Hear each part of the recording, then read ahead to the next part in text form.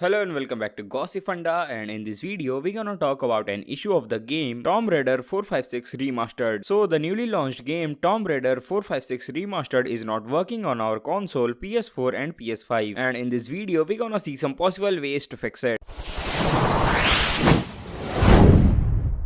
So first of all, before installing the game, make sure to update your PS5 and PS4 console, and once the updates are done, then install the game. And if the game doesn't start, then first of all restart your console. To restart your PlayStation console, simply press and hold the PS button until you get the restart option, and once you get it, simply restart. And if still the game is not working, then simply uninstall the game and try to reinstall it again using a wired connection. The next thing you have to do is that you have to rebuild the database, and for that first of all you have to start your console in safe mode. To start your console in safe mode, first of all turn off your console by holding the power button for 3 seconds. Once the console is off, press and hold the power button again and release it after you hear the second beep sound. Now connect the controller with the USB cable and press the PlayStation button on the controller. Now your PlayStation console will start in safe mode. Now if you are having a PS5 console, then in safe mode you will get an option of clear cache and rebuild database. You have to select this option to rebuild your database, and in PS4 console you will get only the option of rebuild database. And if still your game is not working properly, then lastly check for the updates of the game, because when the game is new it has many bugs and the developers of the game fix it with every new update. So these were some ways by which you can easily fix your issue. I hope this video was useful to you. Make sure to like, share and subscribe.